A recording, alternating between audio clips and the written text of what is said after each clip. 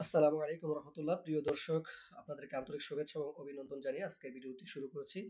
আজকে মূলত একটি গুরুত্বপূর্ণ বিষয় নিয়ে আলোচনা করব, যেটি আমাদের জন্য খুবই গুরুত্ব। আমরা বাংলাদেশে অসংখ্য ভণ্ড পীর রয়েছে, যাদের সম্পর্কে আমরা কোনো প্রকার চিন্তা ফিকির ছাড়াই বলে দিই যে এনারা ভণ্ড।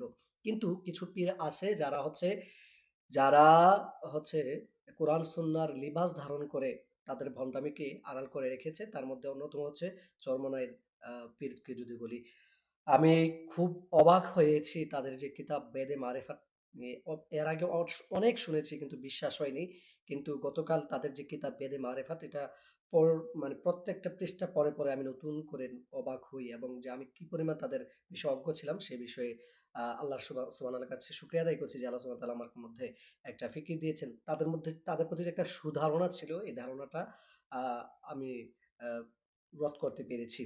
প্রিয় দর্শক, তাদের যে কিতাব বেদে মারেফাত, এর মধ্যে এমন ঈমান বিধ্বংসী কথা রয়েছে যেগুলো কোনো মুসলমান যারা আল্লাহর তাওহীদকে বিশ্বাস করে, আল্লাহকে বিশ্বাস করে, আল্লাহর আ ক্ষমতাকে যারা বিশ্বাস করে, তাদের তারা কখনোই এই কথাগুলোকে মেনে নিতে পারে না।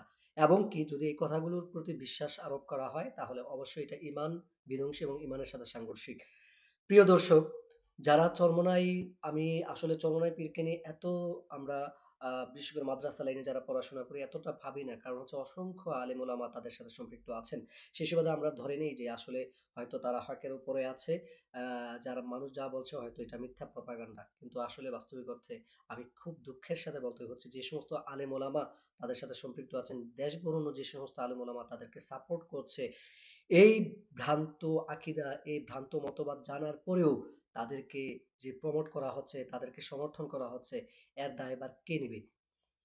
অন্যদিকে তাদের দিকে তাকিয়ে বাংলাদেশের অসংখ্য মানুষ চরমোনাই নিয়ে পড়াশোনা বা চরমোনাই নিয়ে একটু গবেষণা থেকে বিরত থাকছে, যেহেতু তারা আছে। সুতরাং ওই সমস্ত আলেম ওলামারা কোন ভিত্তিতে, কোন স্বার্থে এই সমস্ত ভণ্ড পীর, এই ভণ্ড মতবাদ, ভণ্ড আকিদাকে প্রমোট করছে তা আমার জানা নেই।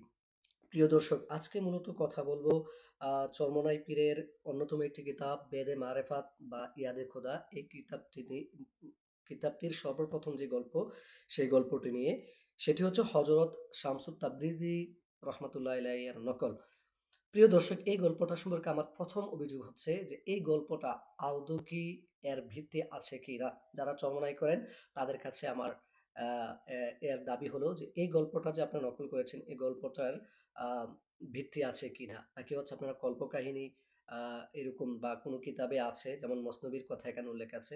তো মসনবী সহ অনেক গ্রন্থে অনেক কল্পকাহিনী আছে। সুতরাং আপনাদের একটা পীরের দরবার এবং একটা ইসলামিক দল, আপনারা ইসলাম প্রতিষ্ঠা করবেন বলছেন। সুতরাং আপনারা তো এমন কোনো কিতাবের কোনো একটা ঘটনাকে আপনাদের গঠনমূলক কোনো বইয়ে আপনারা লিপিবদ্ধ করতে পারেন না, যার কোনো ভিত্তিই নেই। আর যদি এই হয়ে থাকে, তাহলে আপনাদের সবকিছু গঠনতান্ত্রিক যদি এই অবস্থা হয়, তাহলে সবকিছু থেকে আপনারা কল্পকাহিনী বলে মানুষের আবেগ নিয়ে ছিনিমিনি খেলেন? বা এই কল্পকাহিনী দ্বারা কি আ আপনাদের যে পীর পূজা, পীর ব্যবসা এগুলোকে টিকিয়ে রেখেছেন? ২য় অভিযোগ হচ্ছে, যদি বলেন যে না, এটা কল্পকাহিনী হলেও আমরা জেনে বুঝে এটাকে কল্পকাহিনীটাকেই সাব্যস্ত আমরা লিপিবদ্ধ করেছি এবং এটা আমাদের পছন্দ হয়েছে এবং এটাই আমাদের আকিদা। তাহলে আপনাদের কাছে আমার আহ্বান থাকবে, আমি একজন তালেবে ইলম, আমি একজন আলেম হিসেবে আপনাদেরকে আহ্বান করছি না, একজন তালেবে ইলম, এবং আমার প্রিয় শ্রদ্ধেয় ওস্তাদ মুফতি রেজাউল করিম আবরার হাফিজাহুল্লাহ, যার কাছে আমি অনেক ইলমি ইস্তেফাদা নিয়েছি। হিদায়ার মতো গ্রন্থ আমি উনার কাছে পড়েছি, মিশকাত গ্রন্থ উনার কাছে পড়েছি। তাখাসসুস ফিল ফিকহের আমি কিতাব উনার কাছে পড়েছি। ফিকুল ইরাক উনার কাছে আমি পড়েছি এবং অনেক ইলমি ইস্তেফাদা আমি উনার থেকে নিয়েছি। আমি সেজন্য উনাকে মাথার তাজ মনে করি। আমি আমার প্রিয় ওস্তাদের মাধ্যমেও এই বিষয়ের সমাধান চাই, যে তারা যে ভ্রান্ত আকিদা আছে, আমি আমি উদাত্তভাবে আহ্বান করব যে আমার প্রিয় ওস্তাদকে, যে এই তাদের যে ভ্রান্ত আকিদা এগুলো যদি তারা ধারণ করে, অবশ্যই তাদেরকে তাও আবার অনুরোধ জানাবেন এবং হচ্ছে এই ভ্রান্ত আকিদা থেকে তাদেরকে ফিরে আসার জন্য উনি চেষ্টা করবেন। তবে আমি এটা আশাবাদী যে আমার প্রিয় ওস্তাদ মুফতি রেজাউল করিম আবরার হাফিজাহুল্লাহ কোনো একটা সময় অবশ্যই তিনি বাধ্য হবেন চরমোনাইর এই বাড়াবাড়ি বা তাদের এই, হয়তো তিনি কোনো ভালো উদ্দেশ্য নিয়ে তাদের কাছে গিয়েছেন, তাদের সংসদের জন্য, ইসলাহের জন্য, উম্মার কল্যাণের জন্য। কিন্তু আমি উ এটাই ইয়াকিনের সাথেই বলতে পারছি তারা তার এই আহ্বান, তার এই চেষ্টাকে সফল হতে দিবে না। যার ফলে একটা সময় আমার প্রিয় ওস্তাদ তাদের এই আহ্বান করে যখন ব্যর্থ হবেন তিনি সর্বশেষ এই দল থেকে উনার মুখ ফিরিয়ে নিবেন। এটাই আমার প্রত্যাশা এবং আমি এটা আশা করছি ইনশাআল্লাহ।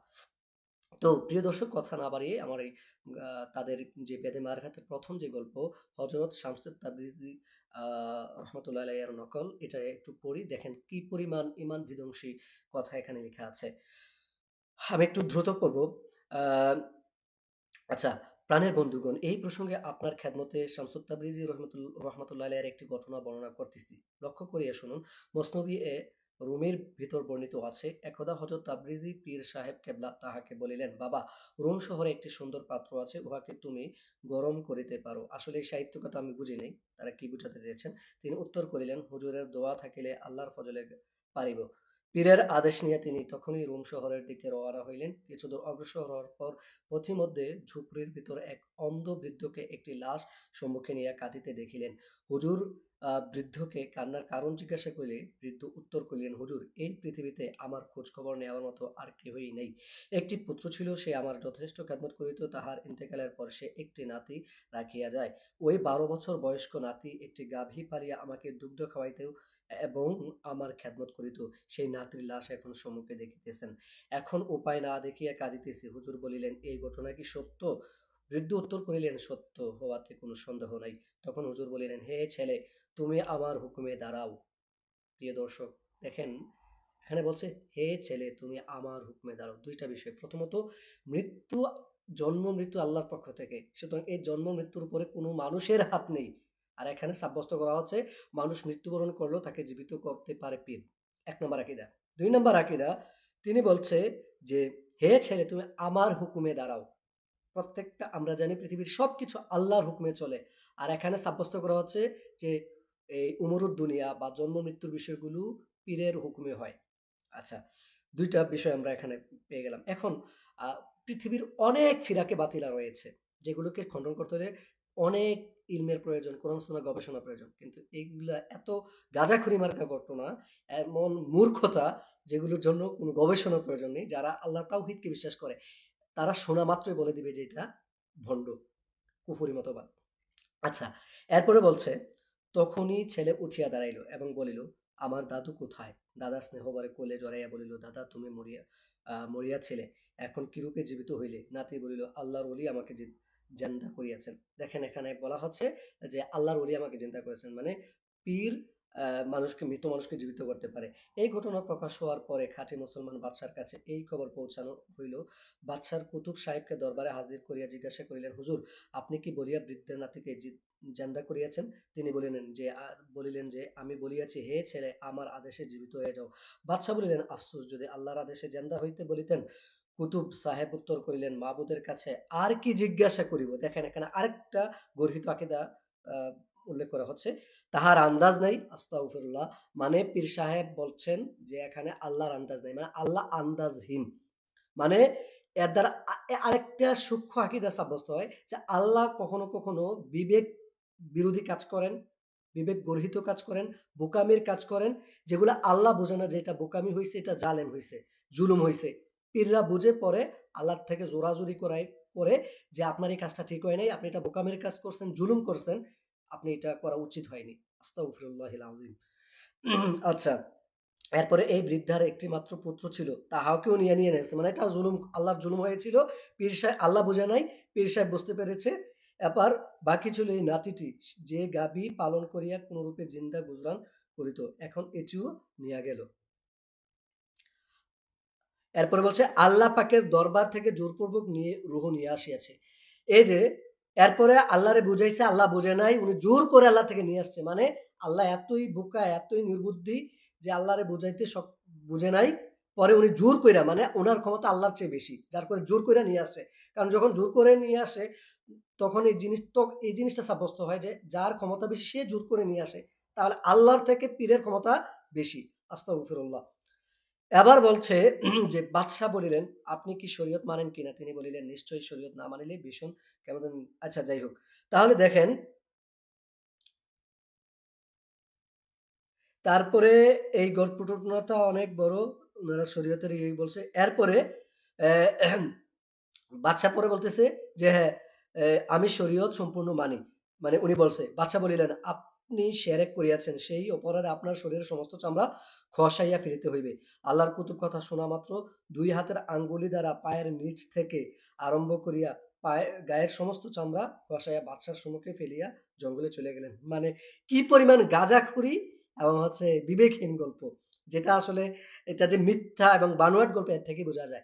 কিন্তু কথা এখানে না। প্রিয় দর্শক, এই গল্পের মধ্যে প্রথমত আমরা দেখতে পেয়েছি যে এই গল্পে বলা হয়েছে যে আমরা জানি জন্ম মৃত্যু আমরা জানি না যে এই অ্যা জন্ম এবং মৃত্যু আপনার আল্লাহ সুবহানাহু ওয়া তাআলার হাতে।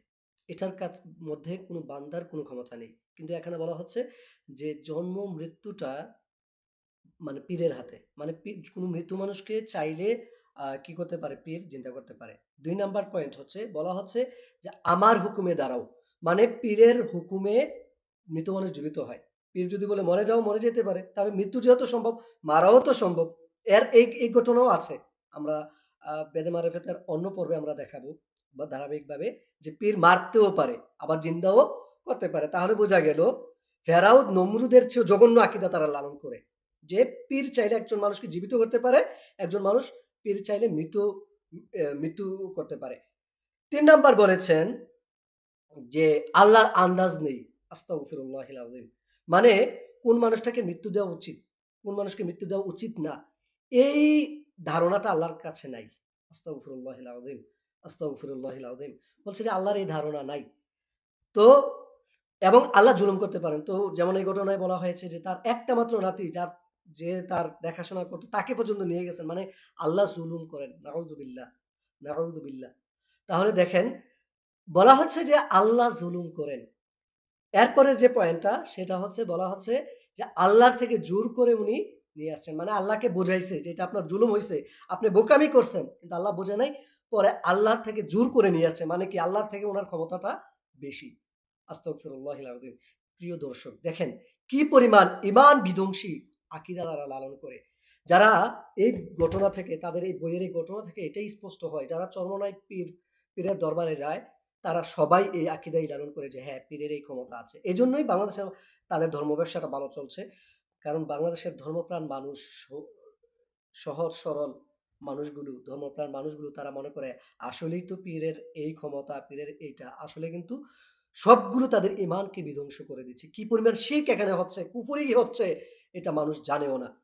প্রিয় দর্শক এভাবে এই কল্পকাহিনী, কিচ্ছা বলে তাদের শিরক, তাদের কুফরি মতবাদগুলো মানুষের মাঝে প্রতিষ্ঠা করে মানুষের আবেগ নিয়ে ছিনিমিনি খেলছে এবং লক্ষ মানুষকে ঈমান হারা করছে।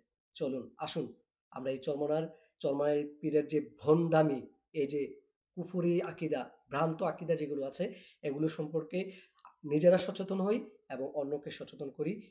এটা একজন মুসলমান হিসেবে চাই আপনি মাদ্রাসায় পড়েন কিংবা না পড়েন, আমাদের প্রত্যেকেরই একজন মুসলমান হিসেবে আমাদের নৈতিক দায়িত্ব হলো, ঈমানি দায়িত্ব হলো যে মানুষকে তাদের এই ভ্রান্ত কুফরি এবং ঈমান বিধ্বংসী আকীদা সম্পর্কে মানুষকে সচেতন করা। ইনশাআল্লাহ পরবর্তী ভিডিওতে তাদের বেদে মারিফাতের অন্য একটি বিষয় নিয়ে আবার আলোচনা করব। আজ এই পর্যন্তই। ভালো থাকবেন, সুস্থ থাকবেন। আল্লাহ সুবহানাহু ওয়া তাআলা আমাদের সবাইকে কবুল করুক। আসসালামু আলাইকুম ওয়া রাহমাতুল্লাহি ওয়া বারাকাতুহু।